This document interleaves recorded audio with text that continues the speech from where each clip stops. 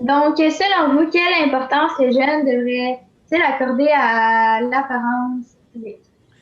Ah ben c'est une excellente question. L'apparence physique, c'est l'image qu'on a de nous-mêmes, c'est dur de s'en défaire. C'est-à-dire qu'on regarde et qu'on passe devant une fenêtre, on passe devant un miroir, on se voit des fois avant même de voir quelqu'un. On se lève le matin, il y a un miroir dans notre chambre, la première chose qu'on voit, ah, c'est nous autres. Fait que c'est dur de s'éviter. Mais moi, je pense que c'est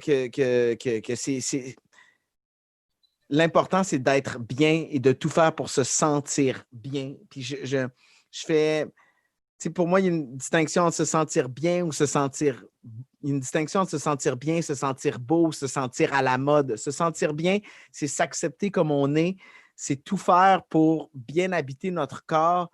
Et notre corps, c'est pas juste notre enveloppe corporelle, c'est aussi et surtout ce qu'on a entre les deux oreilles. C'est ça la plus grande richesse qu'on a.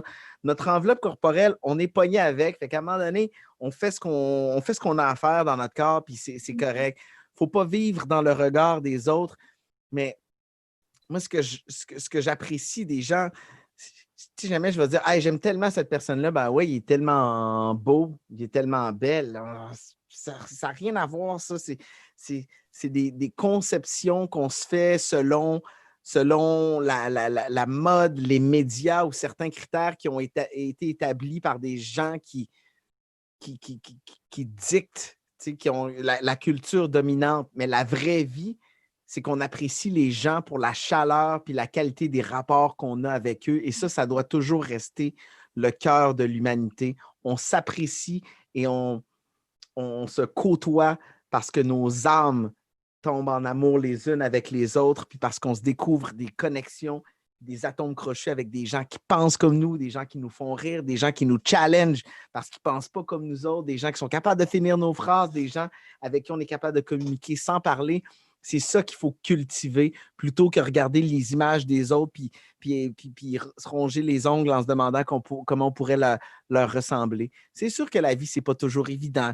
Il y a la séduction, des fois, on est dans le regard des autres. Des fois, on aimerait que certaines personnes nous regardent d'une telle façon. Ou des fois, on sent que les regards des autres sont dirigés vers tel type de personnes, alors que nous, on sent qu'on passe dans le beurre un petit peu.